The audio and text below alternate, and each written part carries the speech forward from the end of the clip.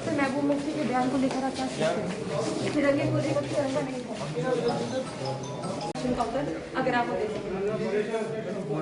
सब कुछ बोल दिया, आप ले लीजिए, इससे वीडियो ले लीजिए। सर वो सबका अपना कैमरा रहता है और सब नेशनल मीडिया है। ठीक है जी, थैंक यू। ओके जी।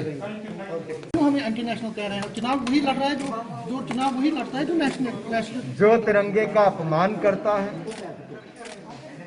वो तिरंगा झंडा ये कुछ लोगों के लिए चंद गज का कपड़ा होगा, लेकिन तिरंगे की ताकत इतनी है कि 130 करोड़ हिंदुस्तानियों को एकजुट करने की ताकत तिरंगा रखता है।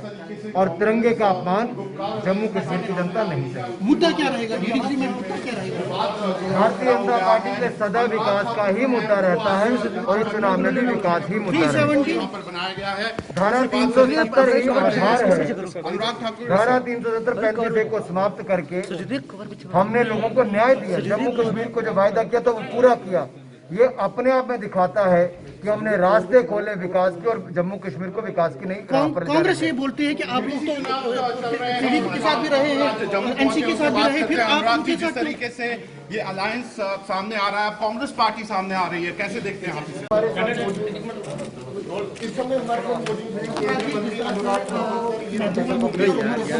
उन्होंने कहा है कि आप लोग डर गए हैं, आपको पता नहीं था, आपको लग रहा था कि आप चुनाव नहीं लड़ने जा रहे हैं, वो चुनाव नहीं लड़ने जा रहे, तो इसके जब अब वो चुनाव लड़ रहे हैं तो अब आप डर गए, तो इसलिए इतने तेज कलाम जो लफ्ज हैं वो अमित शाह जी ने उनके खिलाफ कहे हैं। उनका कहना है कि ये डर है आपके मन में। भारतीय जनता पार्टी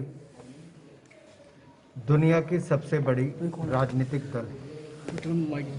देश में 2014 में मोदी जी के नेतृत्व में हम पूर्ण बहुमत के साथ 30 वर्षों के बाद कोई राजनीतिक दल पूर्ण बहुमत के साथ है। 2019 में हमने उससे भी ज्यादा सीटें जीतकर 303 सीटें जीतकर, क्योंकि हमने काम किया, विकास किया, जनता का विश्वास जीता। हमने देश में सरकार बनाई, देश के अन्य राज्यों में सरकारें बनाई, और हम जम्मू कश्मीर में भी जो हमने वायदे किए थे, हमने कांग्रेस की तरह झूठे वायदे नहीं किए। हमने 2019 में सत्ता में आने के बाद धारा 370 35 को समाप्त करने का काम किया, जम्मू कश्मीर के लोगों को उनके अधिकार दिलाए, यहां तक कि जो अनुसूचित जाति के लोग थे, जो हमारे भाई बहन जो वर्षों से अपने अधिकारों की मांग कर रहे थे, जो हमारी बहनें जिनके अधिकार नहीं मिलते थे और यहां तक कि जिनको नागरिकता नहीं मिलती थी, उनको देने का काम किया तो आदरणीय नरेंद्र मोदी जी, अमित शाह जी ने किया। ठीक है, हमने जम्मू कश्मीर के विकास की बात की और आज भी लोकतंत्र में विश्वास रखते हुए, चाहे पंचायतों के चुनाव हो या स्थायी निकाय के चुनाव हो, डीडीसी के चुनाव हो, हम विश्वास रखते हैं लोकतंत्र को और मजबूत करने के लिए चुनावों के माध्यम से, बैलेट के माध्यम से जनता तक पहुंचने के लिए कुछ लोग बुलेट का डर दिखाकर जनता को और युवा को गुमराह करने का काम करते हैं। हम जम्मू कश्मीर को विकास की नई ऊंचाइयों पर ले जाएंगे नरेंद्र मोदी जी। महबूबा जी ने कहा कि क्या महबूबा जी ने, मैं सिर्फ इतना कहना चाहता हूं कि कांग्रेस को एक हार के बाद दूसरी हार मिल रही है और हार के बाद फिर हार, और हैरान और परेशान कांग्रेस ये तय नहीं कर पा रही कि उसको करना क्या है।